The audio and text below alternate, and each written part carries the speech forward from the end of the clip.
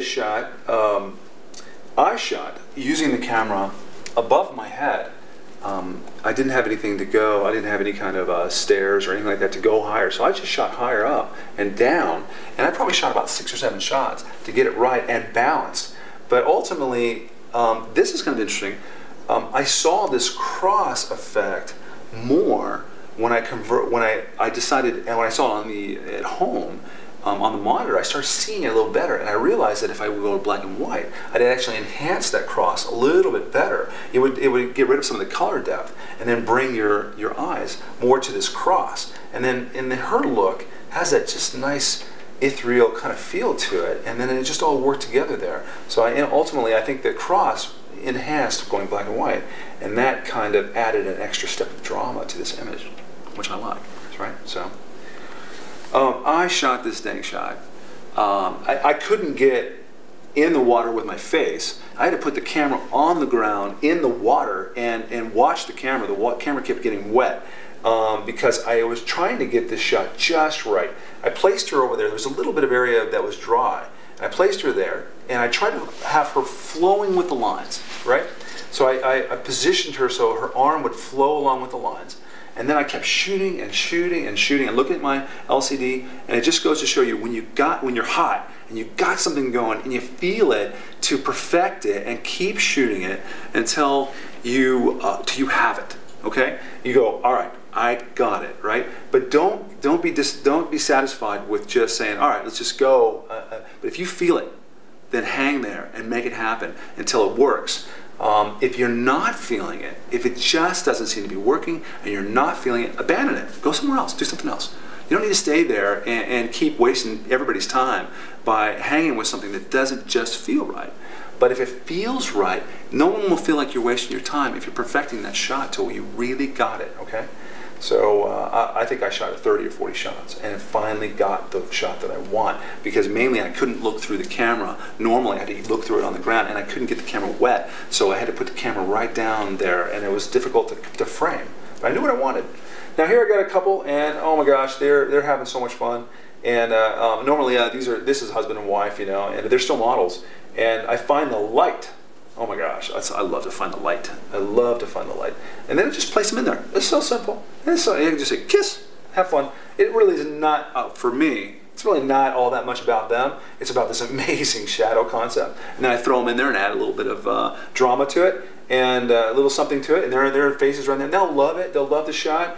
And if I took the shot without them, it'd still be a cool shot, but really cool. No, adding them gave me one more hit of compositional power, and so they're like, yeah, they like this shot. You know? It's fun to walk around and just see things, just to notice things. And I noticed this cross, and I was like, wow. But what I noticed also was these buildings in the background were too dominant, and it was too chaotic.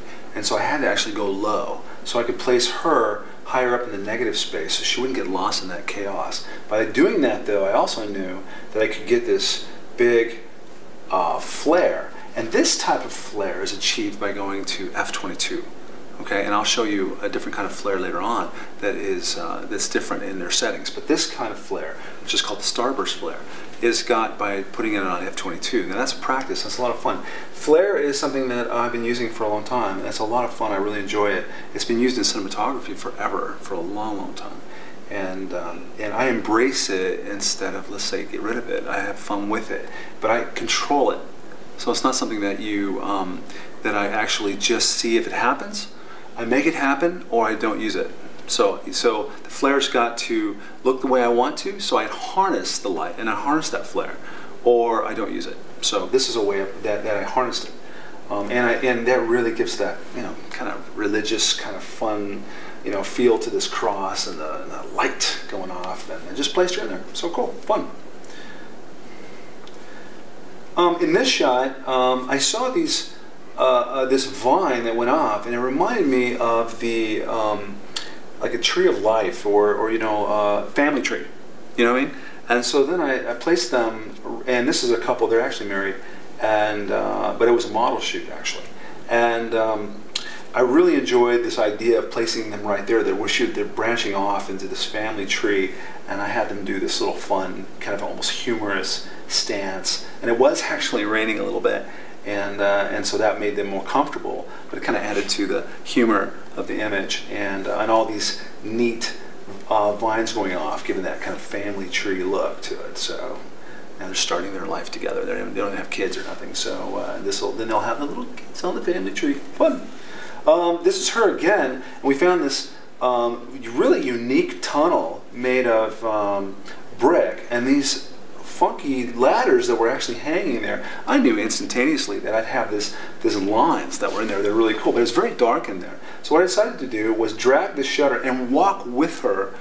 So she's walking towards me, having kind of fun, just kind of, just walking along, and then I'm using my camera on longer. This must have been, I don't know, it was a long exposure, maybe a fifth of a second or something like that. And I'm going back like this, walking keeping my core of my body in the middle, keeping this in the middle of the core of my body, so I can kind of keep it like a stabilization. My body was creating a dampening effect. And so I'm going back and I'm taking the shot, boom, boom, boom, boom. So that created this effect going around the sides of her. And this, with just a very small bump in Photoshop, that's came out of the camera. So that effect is totally in camera. It's a lot of fun. It's not so easy to get that effect in Photoshop, but I had more fun doing it in camera anyway. So this ended up being one of my favorite shots. But I must have tried that about 15 times, or even more than that, messing around, just walking back. And of course, you just don't get it on the first shot. You practice and mess around, and finally you hit. Sometimes you don't. What I want to illustrate, though, also, is that if you try something and you take a risk, you use a little bit of motion, or you do something that's different, and you don't get it at all, don't let that persuade you from not doing it again.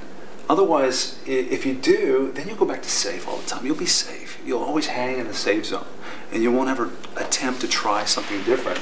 Don't let that scare you.